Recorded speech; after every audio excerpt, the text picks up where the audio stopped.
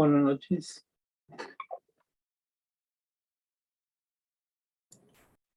Buenas noches, profesor. Vamos a continuar. Buenas noches, vamos a continuar a ver con las...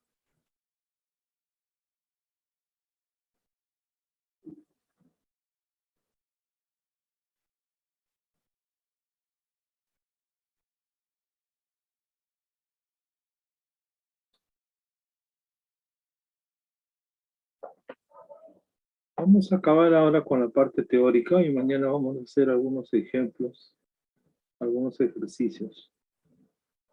Nos habíamos quedado en definir el índice de sobrecarga calórica de la presentación, ¿no? Sí, ingeniero. Y ya nosotros podríamos calcular en base a la temperatura media de radiación el calor radiante y el calor por convección, ¿no? Y también podríamos calcular en base a los datos de la temperatura del globo, la del aire y la del bulbo húmedo, en la presión de vapor, y con eso calculábamos la evaporación máxima, ¿no? Eso nos llevaba a poder conocer el índice de sobrecarga calórica referido a la cantidad de calor que se requiere eliminar entre la cantidad de calor que el ambiente nos permite, ¿no? O nos admite, que sería el E requerido y el E máximo, ¿no? Con eso calculamos el índice de sobrecarga calórica y la idea es de que el índice a lo más sea 100, ¿no? Para el caso de hombres jóvenes y en buen estado de salud. Si es más, entonces ya estamos en una condición de sobrecarga calórica que no se debe tolerar. Entonces, para ese caso, vamos a ver cuál sería el tiempo máximo de exposición, ¿no? Si la persona o el índice es mayor a 100, hay que calcular cuál es el tiempo máximo de exposición en estas condiciones. Parecido al caso de la temperatura de globo y bulbo húmedo, en el que podemos pasar del trabajo continuo a un trabajo en el que hay un porcentaje de trabajo y un porcentaje de descanso. En este caso, vamos a calcular plenamente cuál es el tiempo máximo de exposición y luego, para ese tiempo máximo, cuál sería el tiempo mínimo de recuperación. Para el caso del tiempo máximo de exposición, vamos a considerar que la persona puede incrementar su temperatura corporal máximo en 1.1 grados centígrados, ¿no? Pues sí, para evitar que se produzcan efectos adversos irreversibles en su salud. Con 1.1 podemos extender la respuesta fisiológica del organismo sin que se produzca, efectos patogénicos, ¿no? Es decir, la persona aclimatada puede tolerar este incremento de temperatura.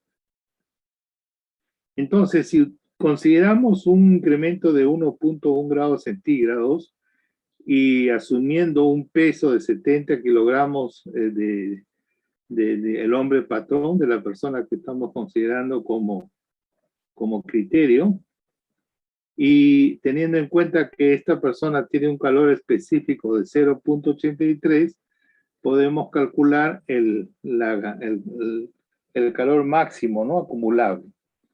Acuérdense, de física, este calor es igual a gradiente de temperatura por masa y por calor específico, ¿no? Entonces acá multiplicamos 1.1 por 70 y por 0.83 y vamos a tener como referencia que el calor máximo acumulable, es decir, hemos trabajado hasta ahora que tenemos que tener un equilibrio cero, es decir, que todo el calor que ganamos debemos eliminar.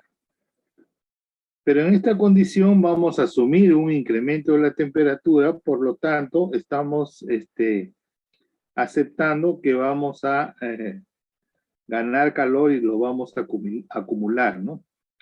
Entonces, esa calor máximo acumulable va a ser de 63.9, pero vamos a quedarnos con el valor de 63 kilocalorías como máximo. Entonces, la persona podría acumular en una condición de exposición al calor 63 kilocalorías. Fíjense que acá ya estamos hablando del calor, ¿no? No estamos hablando de la velocidad de ganancia de calor que hemos estado utilizando, ¿no? Kilocalorías por hora. Acá es 63 kilocalorías. Y entonces, si tenemos que acumular máximo 63 kilocalorías, entonces el tiempo máximo de exposición sería este calor máximo acumulable entre la velocidad de acumulación de calor, ¿no? La velocidad de acumulación de calor sería el E requerido menos el E máximo.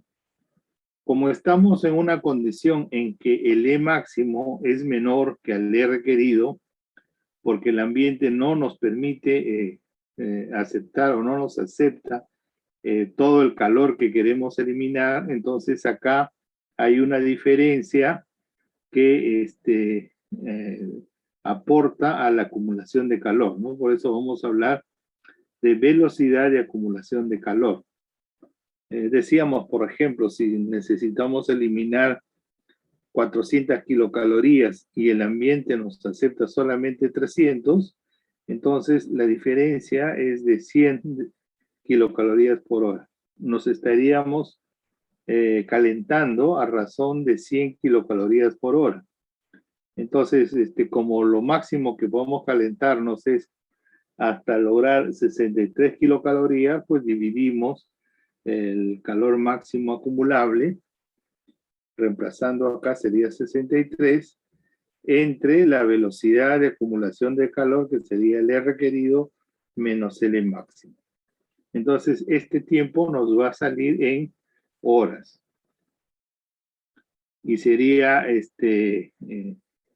el tiempo máximo de exposición, ¿no? Esto es en horas y podemos convertirlo en minutos para una mejor expresión cuando estamos hablando de menos de una hora, ¿no? Entonces, el criterio sanitario, el criterio higiénico acá es de 1.1 grados centígrados.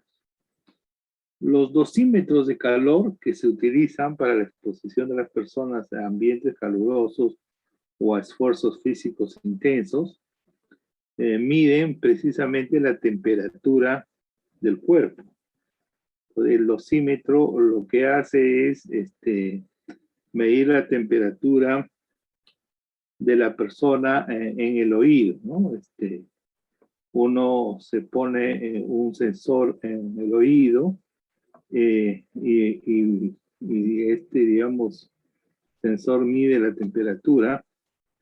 En el equipo se calibra la temperatura para que se incremente en 1.1 grados centígrados, de tal manera que cuando la persona eleva su temperatura de manera progresiva y alcanza este valor de un incremento de 1.1 grados centígrados, el sensor que está en el oído también tiene un dispositivo de alarma que suena, ¿no? Indicando a la persona que ya debe terminar o debe salir de la condición, cesar el trabajo, el esfuerzo físico y salir del ambiente de trabajo, ¿no? E ir a una zona de descanso donde va a dejar de tener actividad física y en el que las condiciones ambientales van a favorecer que la persona elimine el calor, ¿no? De tal manera que va a enfriarse y va a recuperar su temperatura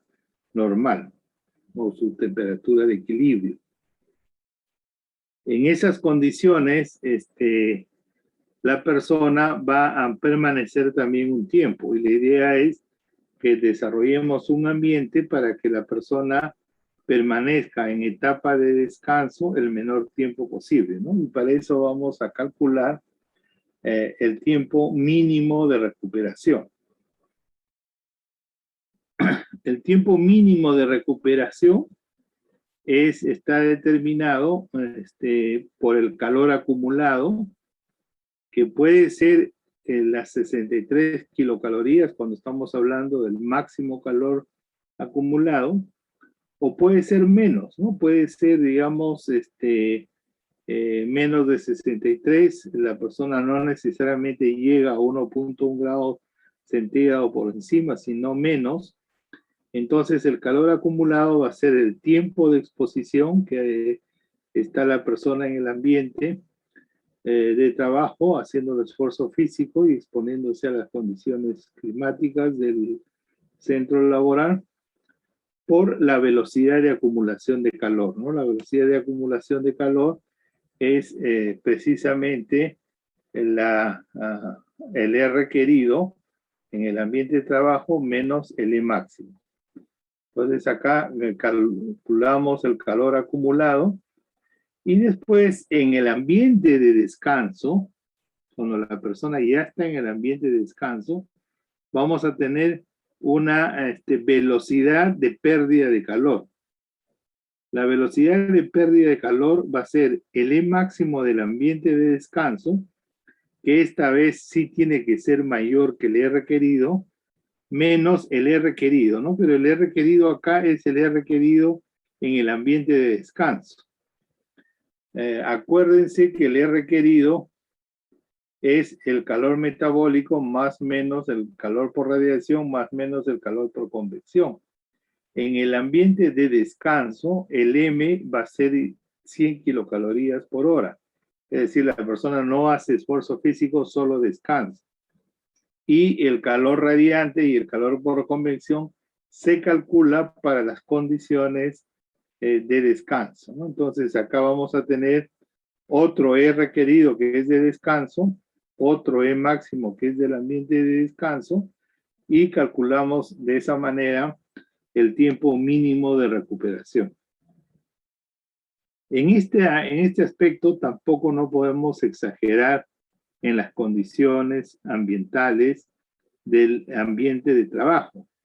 Es decir, no podemos llevar a una persona pues a un lugar extremadamente frío o muy frío, ¿no? Porque estos cambios en la temperatura afectan más que la temperatura misma. Es decir, más daño nos hace pasar del calor al frío, del frío al calor, que estar en el calor o estar en el frío. Eso hay que tener mucho en cuenta. En todos los agentes, el cuerpo es capaz de desarrollar mecanismos de defensa.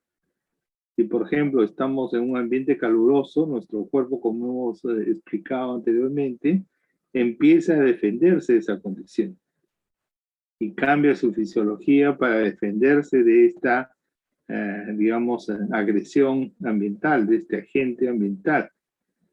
Y estos cambios fisiológicos son progresivos, no son inmediatos o rápidos.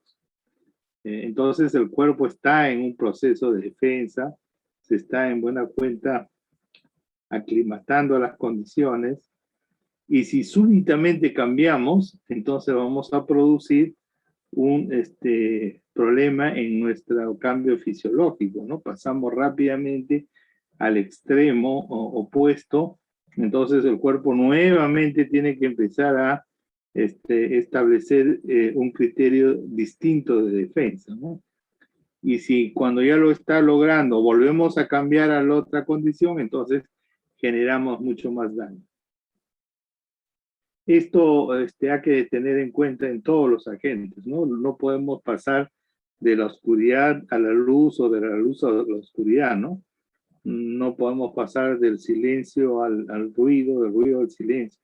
Esos efectos se producen mayores daños, ¿no? Y por eso vamos a hablar de la dosis, ¿no? La dosis va a ser la forma como vamos a medir esos cambios.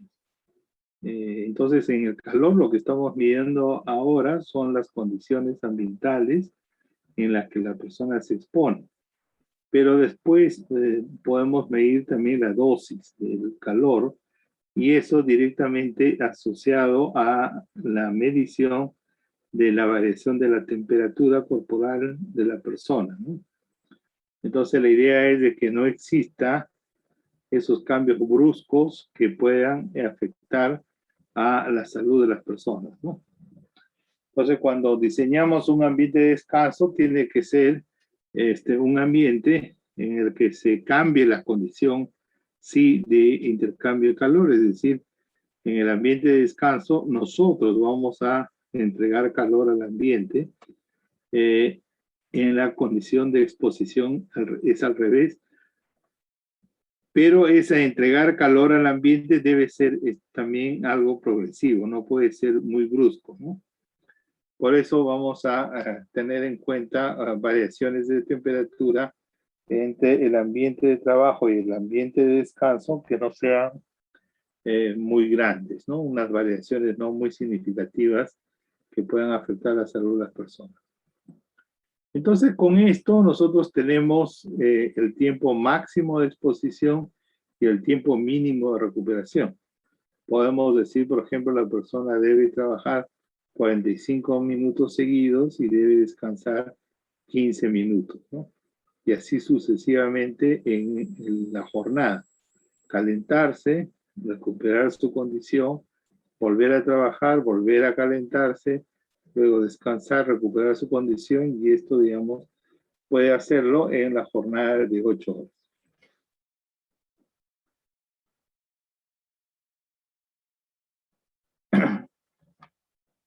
Con esto, entonces, nosotros podemos tener el índice de sobrecarga calórica y la temperatura de globo y bulbo húmedo como dos índices que nos pueden permitir conocer la sobrecarga calórica de las personas que se someten a condiciones básicamente de carga calórica en el ambiente de trabajo, ¿no? Y luego tenemos, vamos a ver ahora, los índices que nos muestran el confort térmico, ¿no? Si es que la persona se siente en confort, ¿no? Se tiene confort en el trabajo, que no tiene, digamos, incomodidad, en buena cuenta que no siente ni calor ni frío, ¿no? Hay una condición sobre los 18 a 22 grados centígrados como temperatura efectiva, en el que las personas no sentimos ni calor ni frío. Por lo tanto, es una temperatura confortable, ¿no? Y vamos a calcular esa temperatura efectiva como una medida no para ver la sobrecarga calórica, sino para ver el confort térmico. Pero antes, es bueno tener en cuenta lo siguiente en relación a la temperatura. Nosotros tenemos algún nivel de respuesta organoléptica, ¿no? Ustedes pueden entrar a un ambiente y podrían organolépticamente, es decir, con sus sentidos, pronosticar o prever o digamos, estimar cuál es la temperatura del ambiente, ¿no? Podrían ustedes rápidamente decir, estamos en 28, 25, 30 grados centígrados, por, digamos, la experiencia de vida que tienen, ¿no? Pueden distinguir si hay calor radiante o no. Y la idea es de que se complemente también con el movimiento del aire. Nosotros tenemos que organolépticamente poder estimar cuál es la velocidad del aire. Y para eso esta tablita o estos datos son interesantes, ¿no? Si nosotros, por ejemplo, no sentimos el movimiento del aire, si estamos en un ambiente y no sentimos el movimiento del aire, probablemente el aire se esté moviendo a una velocidad menor a 0.30 metros por segundo. O en las unidades inglesas, 50 pies por minuto, ¿no? Este ppm no es partes por millón, por si acaso, son 50 pies por minuto. Podría estar en inglés más bien, FPM. En castellano serían 50 pies por minuto. Si se siente una ligera brisa, si nosotros podemos sentir, por ejemplo, en la cara o en las manos una ligera brisa, estamos hablando de que el viento se está moviendo entre 0,30 a 0,60 metros por segundo, o de 50 a 100 pies por minuto. Ahí ya podemos más o menos establecer esa velocidad del movimiento del aire, ¿no? Si se mueven las prendas livianas de vestir o el cabello, entonces ya estamos hablando de un movimiento del aire con velocidad mayor a 0,50 metros por segundo o 100 pies por minuto. Y si tenemos una sensación fuerte de aire, entonces estamos hablando de 1,5 a más metros por segundo o de 300 pies por minuto o más. Entonces la idea es que ustedes practiquen y puedan más o menos estimar organolépticamente con sus sentidos cuál es la velocidad del aire. Con lo cual podrían de alguna manera cualitativa establecer los parámetros que estamos requiriendo para calcular la sobrecarga calórica, ¿no? La temperatura del aire, la humedad, que también pueden distinguirla, la radiación y en este caso el movimiento del aire.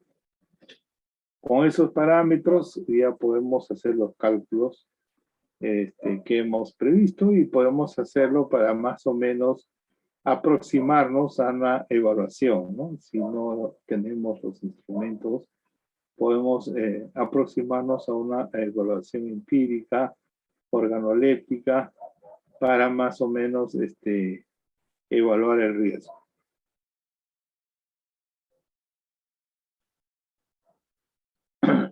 La temperatura efectiva es un índice que nos muestra el nivel de confort que nosotros tenemos en un ambiente determinado. Esta es una escala sensorial. Vamos a ver en el curso siempre lo que estamos observando ahora, ¿no? Unos índices que se miden en función de la detección de los parámetros con instrumentos, ¿no? En este caso hemos visto los termómetros que nos indican concretamente cuál es la magnitud de los parámetros que queremos evaluar. Y eso es las condiciones ambientales, es decir, es el agente como se presenta en el ambiente. Pero también vamos a tener escalas como esta de acá, que es una escala sensorial que nos indica lo que nosotros sentimos. Entonces, como el cuerpo humano tiene la capacidad de reacción, es decir, no somos un cuerpo inerte, como por ejemplo una bola de metal, intercambia calor con el ambiente, básicamente en función del fenómeno físico. Nosotros tenemos en nuestra fisiología como organismos vivos mecanismos, sobre todo el mecanismo del metabolismo, que vamos a generar calor y además tenemos sistemas y glándulas en nuestro sistema endocrino que nos permite reaccionar, ¿no? De tal manera que hay un aspecto sensorial que tenemos que medir. Entonces, la respuesta sensorial es, en este caso, la temperatura efectiva, lo que nosotros sentimos, ¿no? Y entonces podemos saber si sentimos calor o sentimos frío. Y la idea de este índice es precisamente eso, ¿no? Ver en qué valores, con qué valores nosotros no sentimos ni calor ni frío, y esos son temperaturas efectivas, confortables, y en qué otras condiciones sí sentimos calor o frío, ¿no? Ahora, la aplicación más interesante es porque nosotros no tenemos una respuesta lineal, ¿no? Es decir, por ejemplo, si la temperatura sube, no quiere decir que nosotros vamos a sentir más calor. Eso depende de los otros parámetros, ¿no? Y podría ser a la inversa incluso, ¿no? Subir la temperatura del aire, pero bajar la humedad, incrementarse la velocidad del movimiento del aire, bajar la radiación, y el resultado es de que nosotros sentimos frío, o estamos sintiendo que nos estamos enfriando, a pesar de que la temperatura se incrementa, ¿no? Y probablemente debido al movimiento del aire. Entonces, hay varios escenarios en el que nosotros vamos a sentir lo mismo sin que tengan las mismas condiciones ambientales, ¿no? Las mismas condiciones de temperatura, de humedad, de radiación y de movimiento del aire. Entonces, lo que buscamos con esta escala sensorial es saber en qué condiciones sentimos exactamente lo mismo, ¿no? Por ejemplo, tenemos 16 grados centígrados en la ciudad de Cusco y 16 grados centígrados en la ciudad de Lima. Rápidamente nosotros podemos saber, los que han vivido en la sierra o conocen el Cusco, 16 grados centígrados probablemente será una condición de calurosa, ¿no? En el Cusco, pero en Lima 16 grados centígrados es una situación bastante vinculada al frío, ¿no? Entonces es una muestra de que la temperatura no nos indica la sensación de calor o frío necesariamente. Si a eso le sumamos la humedad, la radiación, el movimiento del aire, entonces podemos sí empezar a establecer en qué condiciones podríamos sentir lo mismo, ¿no? Y eso es lo que busca esta temperatura efectiva.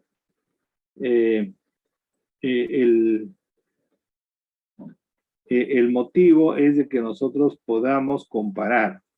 Entonces, en la temperatura del aire de la ciudad del Cusco de 16 grados centígrados y la temperatura del aire de la ciudad de Lima de 16 grados centígrados, nos dan unas sensaciones de calor y frío diferentes, ¿no?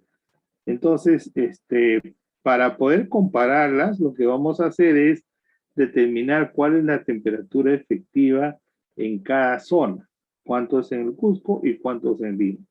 Y esa temperatura efectiva sí va a poder ser comparable, ¿no? Si la temperatura efectiva nos sale en Cusco, por ejemplo, de 24 grados centígrados, y la temperatura efectiva en Lima nos sale 22 grados centígrados, entonces vamos a decir que en el Cusco se siente más calor que en Lima, ¿no? Eso ya va a ser concluyente porque la temperatura efectiva nos da una respuesta de lo que sentimos, no de cuál es la temperatura del ambiente, sino ya lo que nosotros sentimos. Entonces, esta escala sensorial sirve para eso, para saber qué es lo que siente la persona, ¿no? Lo vamos a ver en todos los agentes, ¿no? En el ruido vamos a ver los famosos decibeles con ponderación A, que es una escala sensorial, que es lo que nosotros escuchamos, no cuál es el sonido que está habiendo, sino lo que escuchamos. Es igual acá. No es la temperatura que existe en el ambiente, no es el fenómeno físico que se está produciendo, sino lo que nosotros sentimos, ¿no? Entonces, esta escala sensorial se va a definir de la siguiente manera. Vamos a comparar los mismos parámetros que hemos visto, ¿no? La temperatura del aire. Este es un esquema de respuesta al organismo, como ustedes observan, es, digamos, bastante compleja, no responde a una ecuación matemática, responde a la, digamos, sensación que tienen las personas. Y por eso, digamos, vamos a calcularlo en base a este demograma o esta gráfica, ¿no?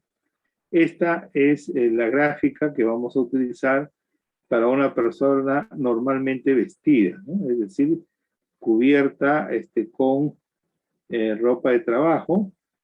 Y esta otra que es, digamos, con los mismos parámetros, pero que se observa que las curvas, las líneas son más amplias, es para personas con torso desnudo, ¿no? Entonces, vamos a ver en esta primera, por ejemplo, la temperatura del aire en esta columna. En esta otra columna vamos a ver la temperatura de bulbo húmedo. Y con esos dos parámetros, como vemos acá, vamos a fijar una temperatura del aire, una temperatura de bulbo húmedo. Y acá, no sé si se ve bien, tenemos la velocidad del aire, ¿no? Y fijamos un tercer parámetro. Entonces tenemos temperatura del aire, temperatura de bulbo húmedo y velocidad del aire. Los interceptamos, estos tres valores, por ejemplo, para el caso de 100, ubicamos el punto de intersección y con una línea diagonal vamos a encontrar en este eje o el de arriba, en cualquiera de los dos, el valor de la temperatura efectiva, ¿no? En esta gráfica está en grados Fahrenheit.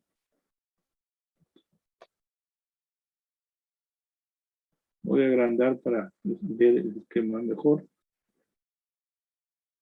Lo que vamos a hacer es lo siguiente. Ubicamos la temperatura de bulbo seco, la temperatura del aire. Ubicamos la temperatura de bulbo húmedo o la temperatura, o lo que sería indirectamente la humedad. Trazamos una línea y esa línea la interceptamos con la línea de la velocidad del aire, ¿no? Acá tenemos la velocidad del aire de 0, 100, 200, 300, 400, 500, 600, 700 pies por minuto, ¿no? Ubicamos cuál es el valor que vamos a usar y, por ejemplo, para el caso de 100, que sería esta línea, o de 50, si fuera 50 sería este punto rojo entre la línea de 100 y la línea de 0, se intercepta con esta línea y en ese punto trazamos esa diagonal, ¿no? Que sería, creo, más exacto ahí, ¿no? Entonces, esa diagonal nos está indicando que el valor está cercano a 70, ¿no? Podríamos casi decir 89.5, ¿no? Que sería 89.5 grados Fahrenheit la temperatura efectiva, ¿no? Si la velocidad del aire es de 400, como vemos acá, esta temperatura efectiva sería más o menos esta de acá, ¿no? Esta línea pasaría, tendríamos entonces más o menos, a ver,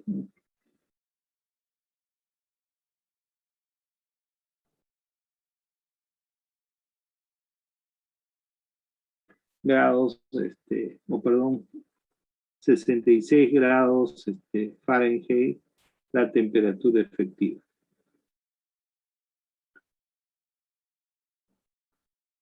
¿Qué es lo que nos indica estos valores? ¿Cómo se consigue esta curva, ¿no? El valor que vamos a referir es el siguiente. Valor de temperatura efectiva se va a fijar para la temperatura del aire quieto, ¿no? De 10 a 15 centímetros por segundo, o sea, un aire quieto. Construimos o tenemos un ambiente con aire quieto, ponemos a la persona en esa condición, el ambiente es saturado con humedad, 100% de humedad, y medimos la temperatura, ¿no? Del aire, ponemos una temperatura del aire. Entonces la persona está, por decir, en una cabina con 100% de humedad, con aire quieto, y la temperatura del aire es de 16 grados centígrados. Entonces la temperatura efectiva va a ser 16 grados centígrados. Y obviamente la persona en esa condición va a tener una sensación de calor o frío. Pasamos ahora a la persona a otra cabina en la que ya no ponemos la saturación, sino con una humedad definida, con un movimiento del aire definido y con otra temperatura, y le preguntamos a la persona si siente lo mismo que sentía en la anterior cabina, ¿no? Es decir, si siente calor o frío, ¿no? Entonces, si siente lo mismo, vamos a definir que estas nuevas condiciones son equivalentes a la anterior, ¿no? Y así sucesivamente. Entonces, en base a esto se ha construido estas tablas o esta gráfica para poder calcular la respuesta sensorial de las personas, ¿no?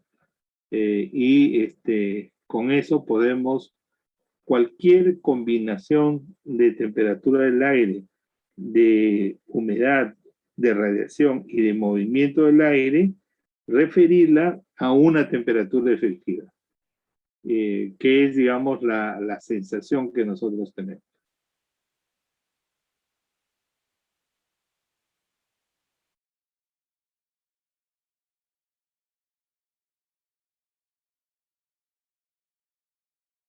Y soy limeño o estoy en Lima, me dicen vas a ir a Cajamarca y en Cajamarca está haciendo 18 grados centígrados, pues yo digo, está haciendo frío y voy a querer llevar ropa abrigada, ¿no?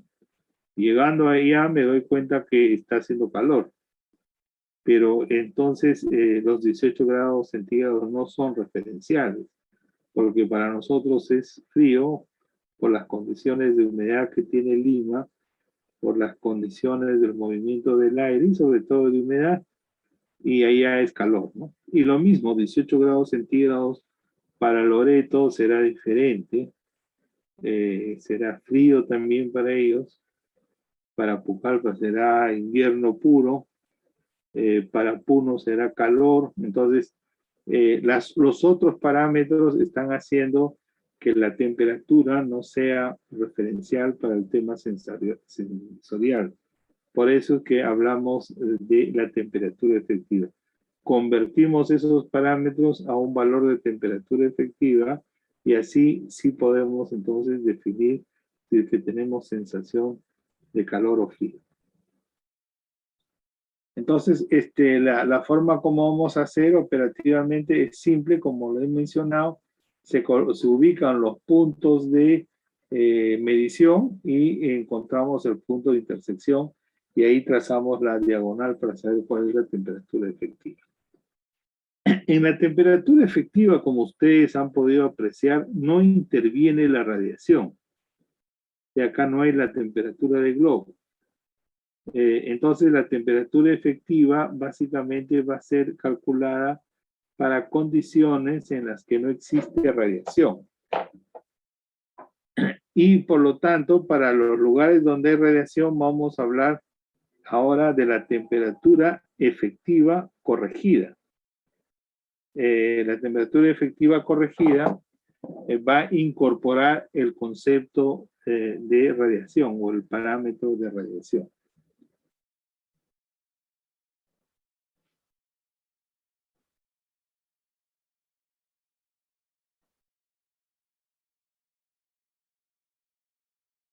Entonces, vamos a ver la temperatura efectiva, ¿no? Acá tenemos el ejemplo de qué significa una temperatura efectiva de 20 grados centígrados. Es aquella que provoca la misma sensación de calor o frío como la experimentada en un ambiente con aire quieto, saturado con humedad a 20 grados centígrados. Entonces, si queremos saber qué significa una temperatura efectiva de 25 grados centígrados, vamos a un ambiente, lo saturamos con humedad, que hacemos que el aire esté quieto y lo que sentimos ahí es lo que se siente a una temperatura efectiva de 20 grados centígrados. Para el caso de la temperatura efectiva corregida, vamos a hacer lo siguiente. En este eje o en esta columna de temperatura de bulbo seco, vamos a colocar ahora o vamos a considerar ahora la temperatura de globo. Y en esta columna de temperatura de bulbo húmedo vamos a considerar un parámetro que vamos a calcular que se va a denominar temperatura de bulbo húmedo corregido.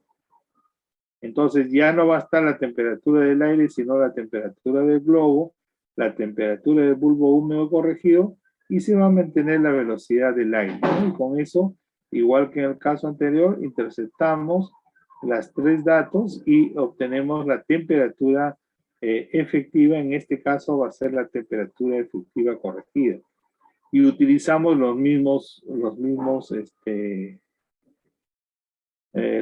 gráficos, ¿no? No cambiamos de gráficos, solamente cambiamos de valores, ¿no? Usamos ahora la temperatura del globo en vez de la temperatura del aire y la temperatura de bulbo húmedo corregido en vez de la temperatura de bulbo húmedo.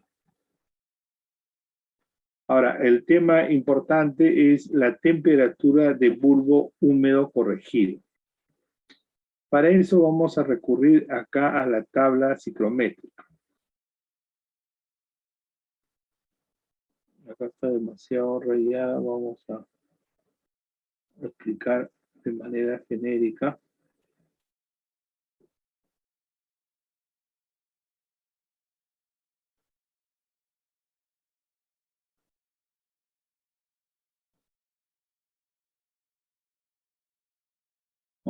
Voy a borrar.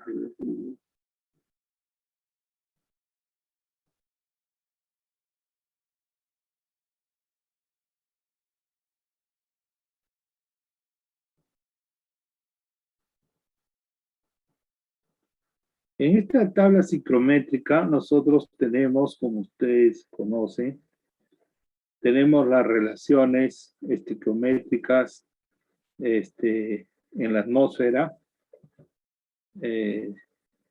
y se va a utilizar en higiene para calcular los parámetros que requerimos para temperatura del globo y bulbo húmedo. En realidad ahí tenemos la posibilidad de medir directamente el bulbo húmedo, o si no, podemos calcularlo a través de la humedad.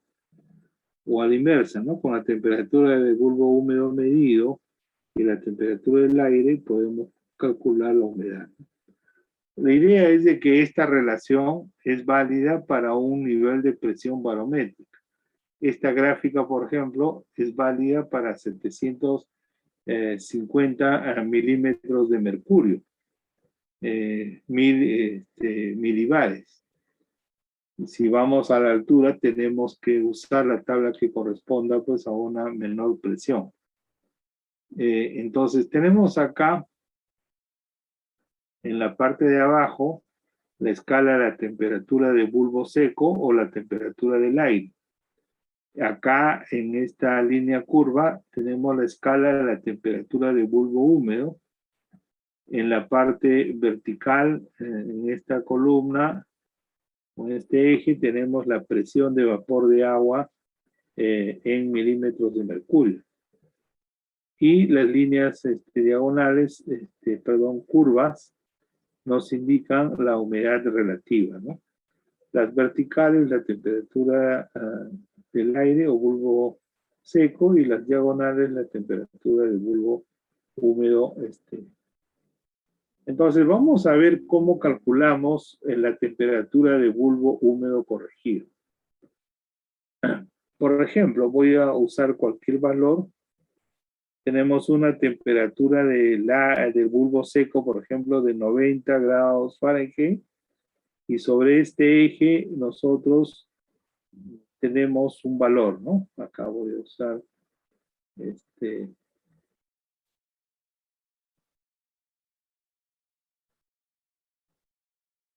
valor, ¿no? Acá este es el eje donde nos mide 90 grados. Ese es un valor que nos da la medición de campo, ¿no? Lo vamos a cruzar con la temperatura de bulbo húmedo, por ejemplo, de 75. Cruzamos con la de 75 y tendríamos ese valor, ¿no?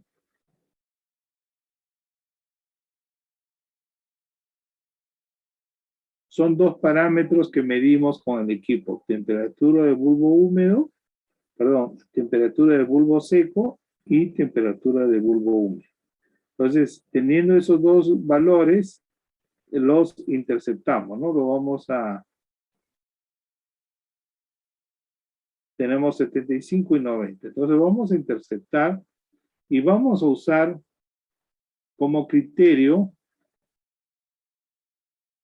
perdón.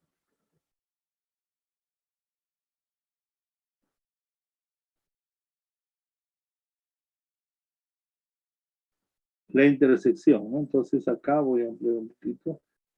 En este punto de intersección, trazamos una línea horizontal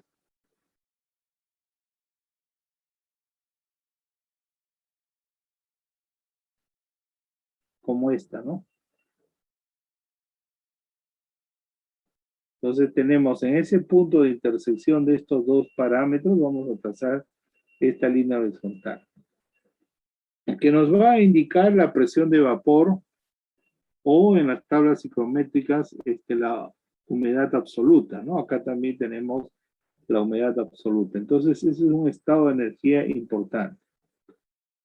Vamos entonces con estos dos valores a introducir en esta gráfica la temperatura de globo, que no aparece acá, pero la vamos a utilizar como una especie de simulación.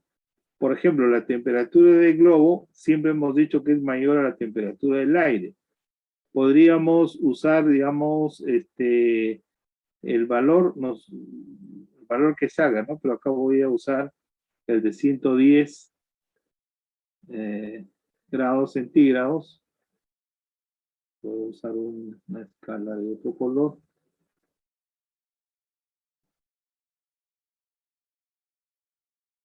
Entonces, esta temperatura del globo la usamos acá y llevamos hasta la intersección con la humedad absoluta o con la presión de vapor. Y como ustedes observan, a ese punto de intersección le va a corresponder una diagonal, ¿no? O sea, acá en esta diagonal podríamos, digamos, trazar una diagonal como esta,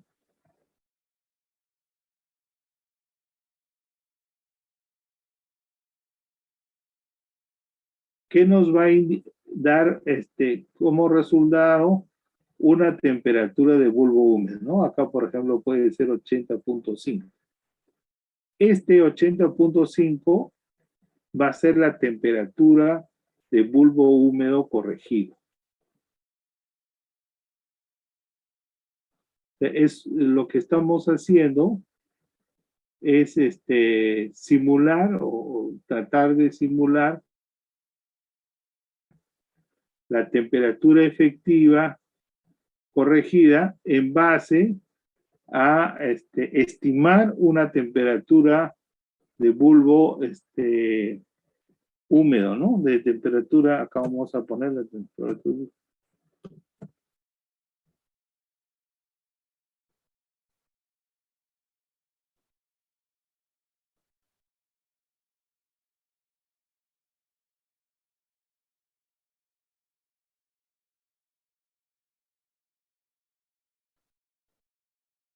Entonces, esta temperatura de bulbo húmedo corregido es la que nosotros estamos calculando, ¿no? Esta va a ser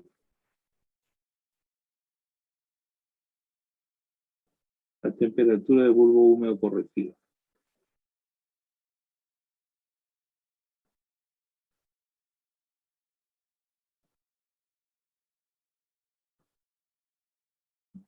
Entonces, repasando, nosotros en la línea roja tenemos los datos reales, temperatura del aire, temperatura de bulbo húmedo.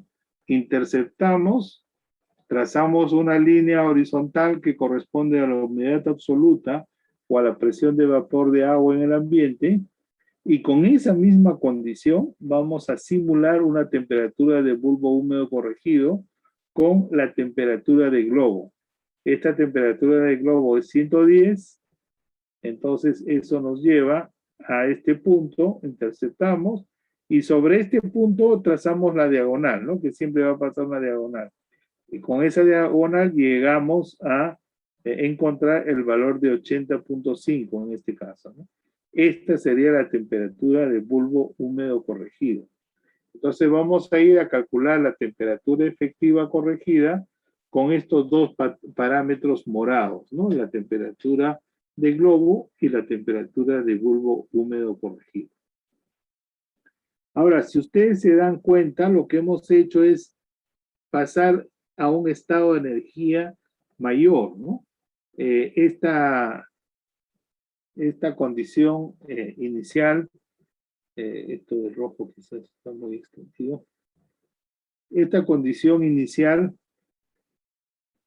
la hemos magnificado, ¿no? Con la temperatura del globo, como es mayor, incorporamos la radiación, nos sale más, pero vamos a mantener la condición de la presión de vapor, ¿no? O sea, vamos a mantener la condición del estado de energía.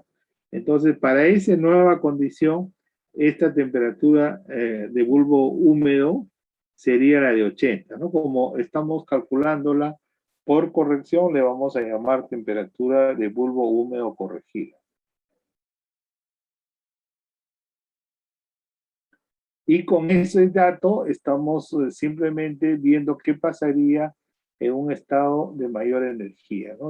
Mayor es la temperatura del globo que la temperatura del aire, y es mayor la temperatura del bulbo húmedo corregido que la temperatura del bulbo húmedo. Regresamos con eso a esta tabla o a esta otra, ¿no? Porque estas dependen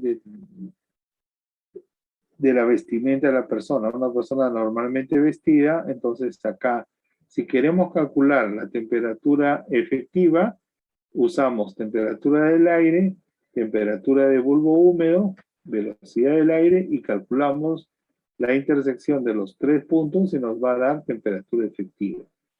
Pero si queremos calcular la temperatura efectiva corregida, en vez de temperatura del aire acá, vamos a marcar temperatura de globo. En vez de temperatura de bulbo húmedo acá, vamos a marcar temperatura de bulbo húmedo corregido, y la velocidad a la que corresponda. Acá no vamos a hacer variación. Entonces, con estos nuevos tres parámetros, igualmente interceptamos los tres datos y nos va a dar, ahora sí, en esta misma gráfica, pero lo que nos va a dar es la temperatura efectiva corregida. Entonces podemos conocer de esta forma cuál es la respuesta sensorial que tenemos en relación a la exposición que tengamos a una fuente radiante o a una fuente sin radiación, ¿no? Actualmente, por ejemplo, Cenami nos da la sensación de calor o frío, ¿no?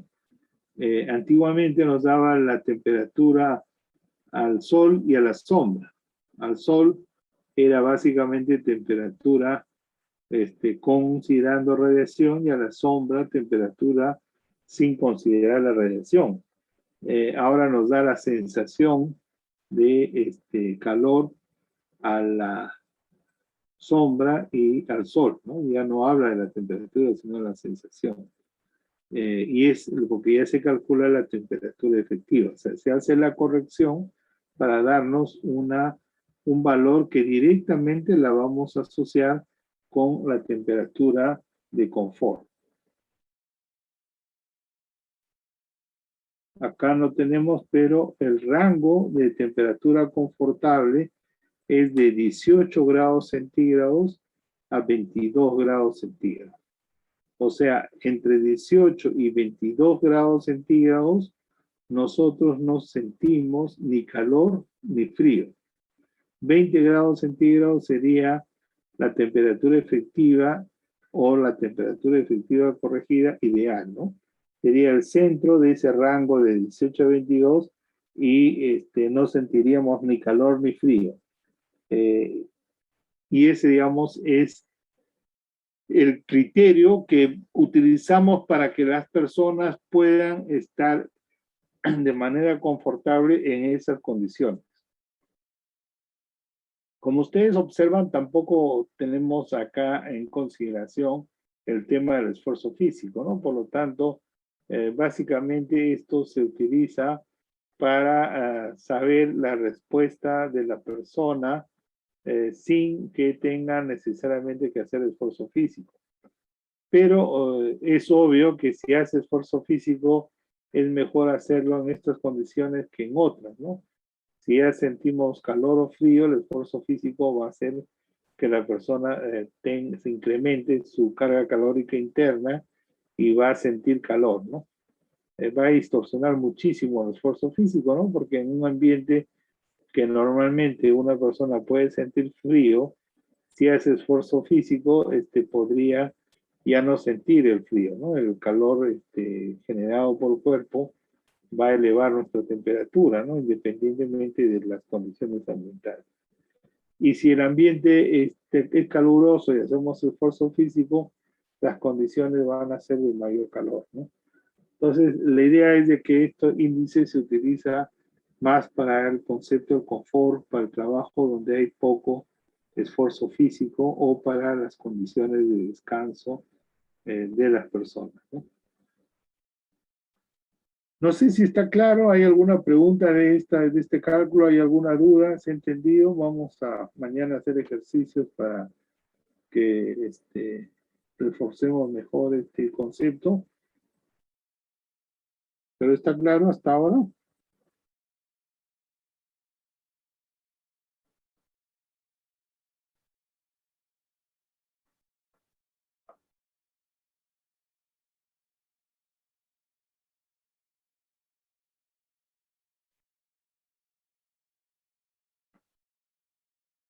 No, no me conteste. ¿Están ahí o...? Parece que no hay dudas, ingeniero. Sí, está claro, profesor. Ya. Bueno, entonces, hay que manejar esta tabla ciclométrica.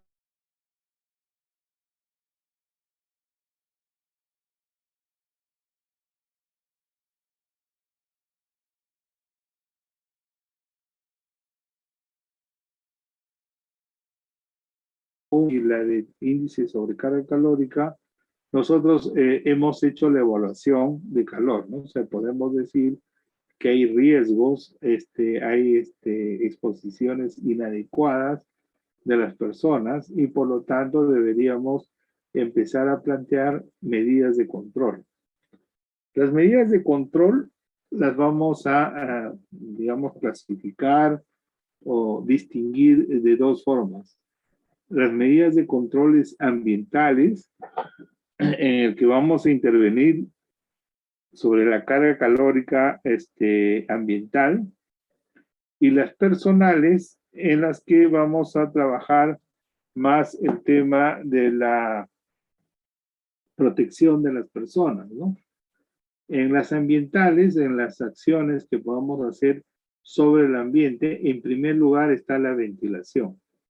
El tema del calor está directamente asociado a un ambiente ventilado.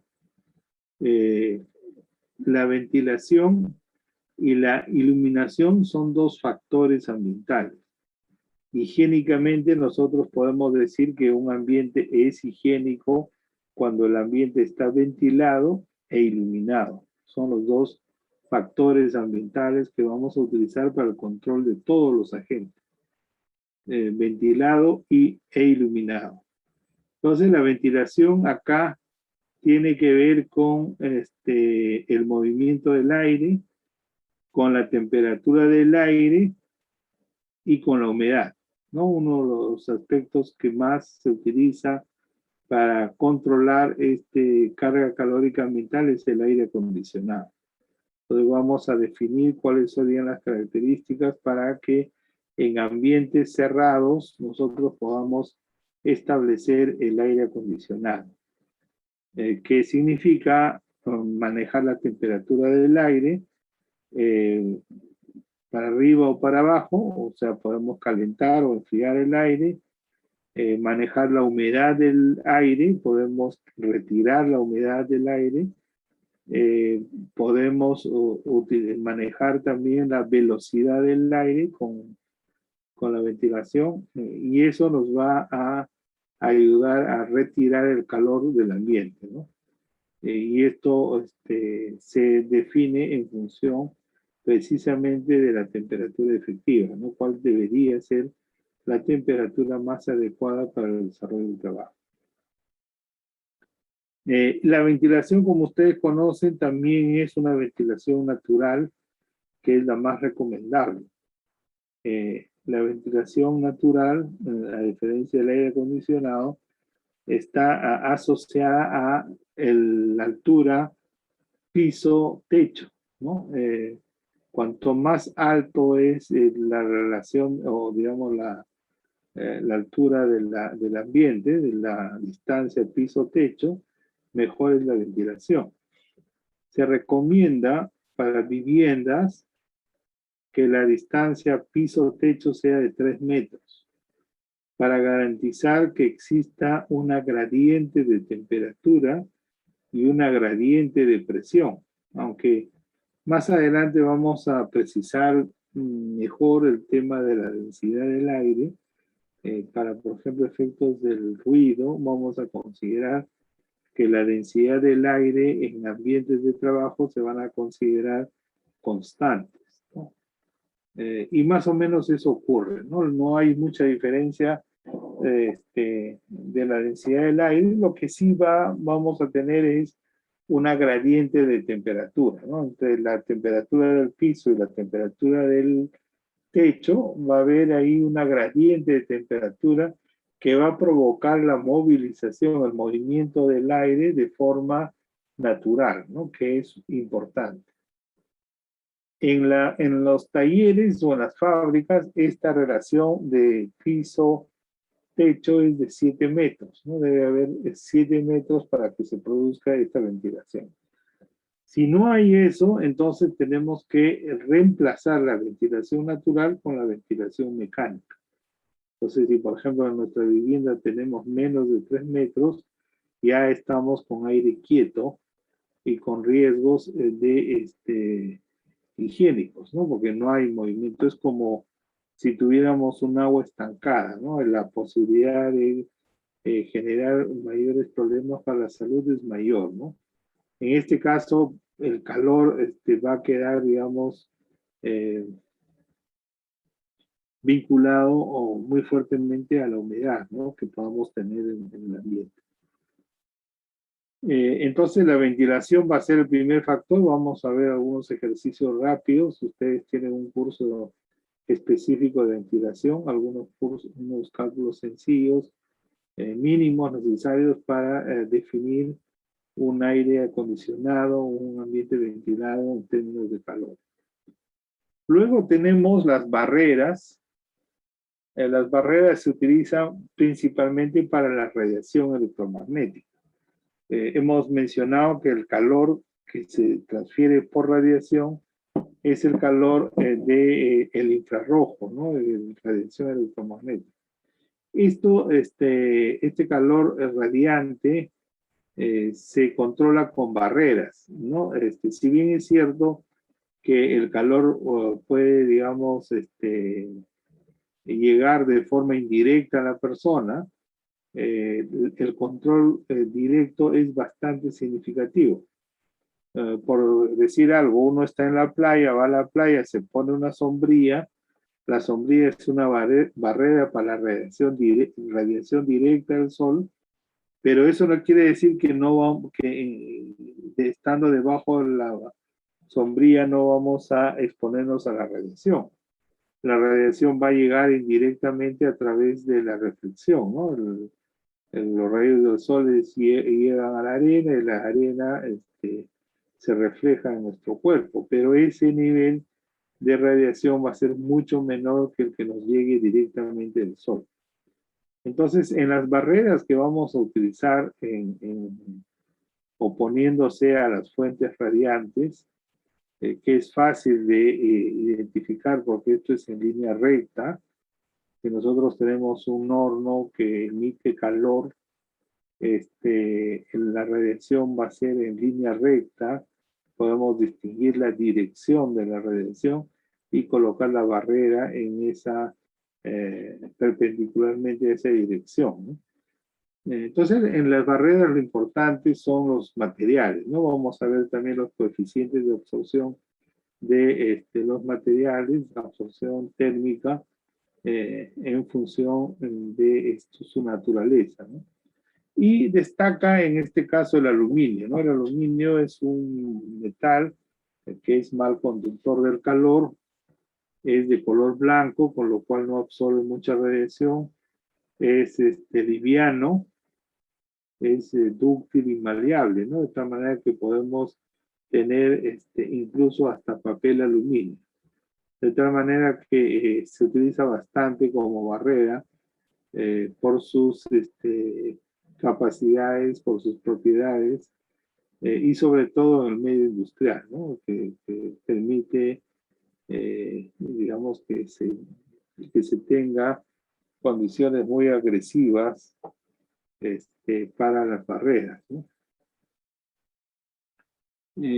Otra medida de control va a ser la mecanización. Esto orientado al reducir la carga calórica metabólica. En vez de hacer el esfuerzo físico la persona, la idea es que lo haga las partes mecánicas de los dispositivos que tengamos que desarrollar, ¿no? Pueden ser poleas, palancas, pedales, volantes, brazos, es decir, evitar que la persona haga esfuerzo físico para evitar que gane calor. Esa mecanización es muy importante.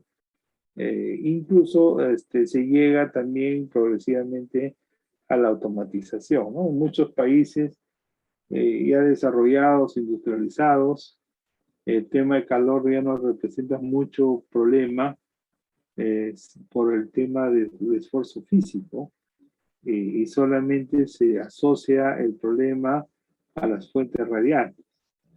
Por eso, digamos, de acuerdo a la literatura, a nosotros nos llega el tema como que solamente fuera de calor radiante, ¿no? Cuando hablamos de calor, pensamos que solamente nos referimos a hornos, a fuentes de calor radiante, ¿no? Y no es así. En nuestro caso, por el alto trabajo físico que todavía tenemos, por el esfuerzo físico generalizado, tenemos que pensar cuando hablamos de calor en condiciones de carga calórica metabólica alta, ¿no? Y que puede ser suficiente para tener efectos adversos en la salud. Por eso la mecanización es una medida de control importante. Finalmente, hemos visto el caso de los tiempos de trabajo y descanso, el cuarto aspecto que tiene que ver con el control está vinculado a los turnos de trabajo, ¿no? A la exposición.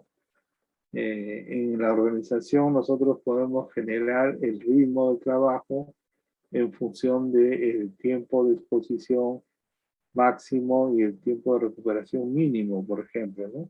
O en función del porcentaje de trabajo y el porcentaje de descanso por hora en el caso de la temperatura del globo y bulbo húmedo. Entonces, es también una medida de control importante. Todas estas medidas tenemos que complementarlas también con las medidas personales. La primera de ellas son los exámenes médicos. y los exámenes médicos están bastante más vinculados a las evaluaciones endocrinológicas que a otros aspectos, ¿no? En este caso, para el calor necesitamos que la persona no tenga, por ejemplo, desórdenes metabólicos, que la persona tenga capacidad para regular su temperatura, que no tenga dificultades en eso, que tenga también una buena capacidad para eliminar el calor a través de la sudoración. Es decir, hay exámenes médicos concretos vinculados al metabolismo y a la termorregulación, que todo eso es endocrinológico, ¿no? La glándula pituitaria, las glándulas sudoríparas, son las que nos va a interesar sobremanera, ¿no? Y aparte de la parte metabólica, con el páncreas, con todos los glándulas adicionales que intervienen en el metabolismo. La aclimatación también es un aspecto importante y hemos mencionado la aclimatación consiste en que el cuerpo no va a reaccionar súbitamente al estímulo en relación a los parámetros vinculados al calor, ¿no? Especialmente al esfuerzo físico. La aclimatación permite que la persona regule su fisiología adecuadamente en base al estímulo, ya sea ambiental o sea metabólico, ¿no? Y hemos mencionado acá la importancia que tiene estar en ambientes, por ejemplo, para aclimatarnos a las condiciones ambientales, estar sin hacer esfuerzo, sin hacer ejercicio, 1 o 2 días en esas condiciones para que nuestro organismo responda fisiológicamente a esa nueva condición ambiental, ¿no? Y después, si es que hacemos esfuerzo físico, hacerlo con previa entrenamiento, adiestramiento, para que nuestro organismo también no tenga incrementos exagerados, súbitos, por ejemplo, de temperatura, ¿no? O de respuestas de sudoración. Para eso el adiestramiento, el entrenamiento va a regular esa capacidad. Finalmente, tenemos algunas medidas de protección significativas, como es el caso de la rehidratación. O sea, cuando ya identificamos que la persona está expuesta al calor, podemos sin problemas tener en el proceso de, por ejemplo, alimentación, la introducción de aguas con electrolitos, ¿no? Si hay esfuerzo físico importante, el uso de estas bebidas rehidratantes que comercialmente ya existen a bajo costo puede ser suficiente y altamente recomendable, ¿no? Que los trabajadores cada 4 horas ingieran pues unas dosis de 2 o 3 vasos de estas bebidas de manera preventiva, ¿no? Para proteger la pérdida de electrolitos que pudiera ocurrir por la sudoración. Y finalmente, en esa misma línea, el tema de educación, ¿no? De que las personas tengan educación higiénica vinculada, como habíamos mencionado, por ejemplo, a los ejercicios matutinos para mejorar su capacidad respiratoria y limpiar los pulmones, evitar el consumo de alimentos que puedan no digerirse rápidamente de acuerdo a las exigencias del trabajo, evitar el consumo de alcohol en exceso, es decir, que no tengamos una fuente calórica como hemos visto que nos esté, digamos, una fuente de alimentos que esté compitiendo con el oxígeno, digamos, con los músculos, con con la capacidad de fuerza de la persona, ¿no?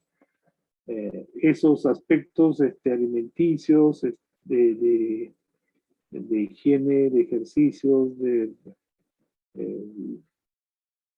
de conductas, es importante que la persona sepa, ¿no? Además que también conozca los riesgos que están asociados al calor, ¿no? Que sepa los efectos que esto produce, que sepa cuáles son las medidas que debe tomar en cuenta. Me estaba olvidando en caso de protección también, aparte de la rehabilitación, el uso de vestimentas de color claro, por ejemplo. Entonces, todas esas medidas es importante que la persona conozca, ¿no? Que el trabajador conozca, sin que esto le provoque un temor a la exposición, sino más bien que le permita exponerse de manera informada, con conocimiento de cuáles son los efectos y cuáles son las medidas que debe adoptar, ¿no? Entonces, eso vamos a desarrollarlo en la parte de medidas de control.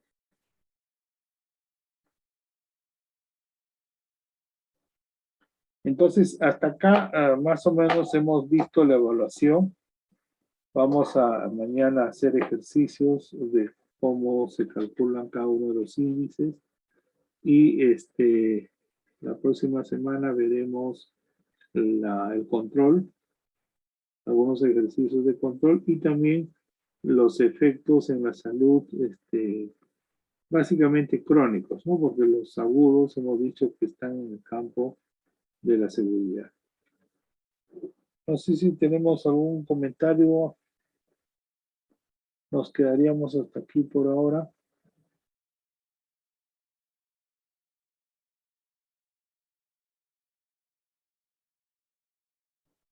Creo que todo claro.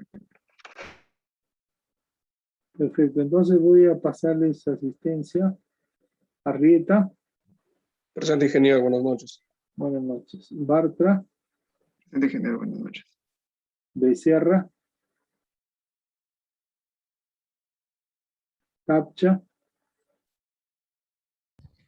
Presente, profesor. Buenas noches.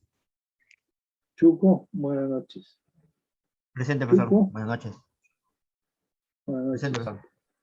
Chuquillanqui, Presente, profesor, buenas noches. buenas noches. Dávila, de la Cruz, Macasano, Presente, profesor. Buenas noches. buenas noches. De la Cruz Mendivi, Presente, profesor. Buenas noches. buenas noches. Espinosa Calcina, Presente, profesor, buenas noches. buenas noches. Hidalgo Mendoza, Presente, profesor. Buenas noches. buenas noches. Leonardo Mariano, Presente, profesor, buenas noches. buenas noches. Yajaruna Solier, Presente, profesor, buenas noches. buenas noches. Mego Solano, Presente, profesor, buenas noches. buenas noches. Morales Blanco, Presente, profesor, buenas noches. Morales Navarro, buenas noches. Quispe Becerra, Presente, profesor, buenas noches. buenas noches. Judas Minanya, Presente, profesor. Buenas noches. buenas noches. Zulpa Cusi, Presente, profesor, buenas noches. buenas noches. Valentino Espinosa,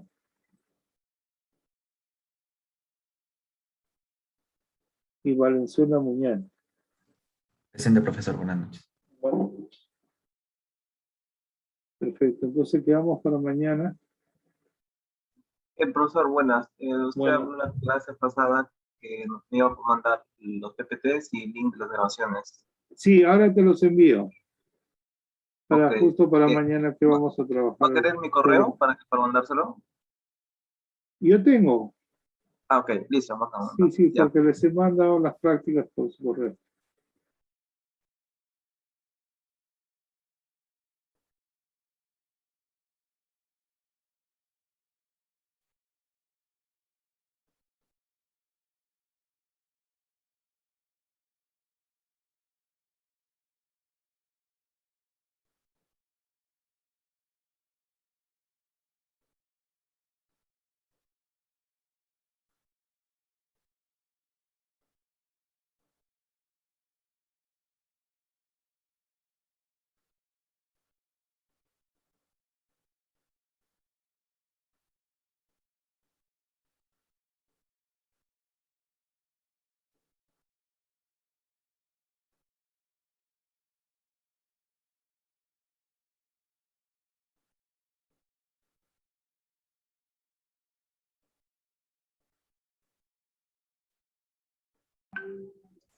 Profesor, disculpe, una ¿Sí? consulta. Por eso usted dijo que más que entre el techo y el piso tiene 3 metros. ¿Eso solo para oficinas o ambiente de trabajo o también puede ser para domicilio? ¿O el domicilio ya aplica otra? Para domicilio también. Lo que pasa que por el reglamento de construcciones lo han bajado hasta 2.45, creo. Pero no va a haber ventilación, ¿no? Claro, claro, sí, pues sí, está bien. Ujú. Ingeniero, disculpe, en caso de ventilación, ingeniero, lo que es en oficina y todo ello, ahí he visto que hay, en unos lugares hay demasiado polvo y bueno, siempre tienen que cerrar, pues, ¿no? Porque si es una oficina, chucha, pero el polvo, o sea, si hay construcción al costado y cosas así, sí o sí tiene que trabajarse no sé, con una ventilación artificial o Claro, cerrarse. con aire acondicionado sí es que hay esfuerzo físico. A veces en las oficinas no hay mucho esfuerzo físico, hay que evaluar, ¿no? Entonces podría ser suficiente esos 3 metros, ¿no? Si no hay esos 3 metros, hay que ver la posibilidad de poner un aire acondicionado, que no es tanto para enfriar, ¿no? Sino simplemente para sacar el aire, regular un poco la temperatura y renovarlo, ¿no? Para que haya el movimiento. Ah, claro, claro. Disculpe una consulta más. Usted dijo que el ambiente tiene que ser ventilado y iluminado para que el trabajo sea algo de ambiental, dijo. Higiénico. Ah, ya, un Higiénico, trabajo higiénico. ¿O cómo sí. sería? Para un trabajo higiénico, ¿no? El tema higiénico es porque en ambientes que no son higiénicos nos van a producir enfermedades en el tiempo, crónicamente, ¿no? Entonces, un ambiente no iluminado va a producir enfermedades en la persona de carácter psicosomático y también de visuales, ¿no? Y no ventilado, obviamente no solamente es el tema de calor, sino también todo lo vinculado a los agentes químicos, ¿no? Y biológicos. Entonces la persona trabaja o vive en un ambiente cerrado, en el que los aerosoles, las bacterias, los virus, el calor está, digamos, acumulado, está quieto, ¿no? Y eso es nocivo, ¿no? Exacto, profesor. Profesor, una consulta más, profesor, sin interrumpirle mucho. Profesor, justo estoy, cuando fui a una empresa ingeniero, al costado era una cementera. O sea, siempre como que era, o sea, siempre generaba polvos. Entonces, Claro. la empresa tuvo que como que encapsularse, pues, ¿no? Pues la empresa también como que a veces genera un poco de polvo y por el tema del COVID y todo ello, tiene que ser un ambiente ventilado. Entonces, si abren las ventanas, o sea, tienen que, o sea, sí o sí va a entrar polvo demasiado. Y si el polvo sí se nota, pues, ¿no? Diario que pasas por las superficies y sacas buena superficie de polvo. ¿Cómo se puede trabajar ello? ¿Tiene que encapsularse y pues, tener un tema de ventilación, Y, trabajarse ahí? ¿O? claro, un aire acondicionado, pues. Esta vez con un filtro para evitar el tema de los polvos, ¿no? Porque a la hora que tú jalas aire, tienes que pasarlos por filtros para retener las partículas y poner al ambiente un aire limpio, ¿no? O sea, no puedes, en ninguno de los casos, las personas pueden trabajar cerradas, ¿no? Porque primero, por ejemplo, en la respiración nosotros eliminamos CO2. Entonces eso se va acumulando en el ambiente. Se va disminuyendo la cantidad de oxígeno. Una de las muestras más inmediatas del problema de ventilación es la somnolencia de las personas, ¿no? La persona se empieza a dormir, empieza a perder, a distraerse, a perder atención, como efectos inmediatos, ¿no? Pero crónicos vienen los problemas de la acumulación de estos aerosoles en el organismo, ¿no? Exacto, exacto, claro. Claro, eso tiene que ver mucho con el nivel de oxígeno que hay en el ambiente de trabajo, ¿no? Por eso, el que me viene Ah, la somnolencia. Exacto, exacto. Muchas gracias, profesor. Sí, perfecto. Nos vemos.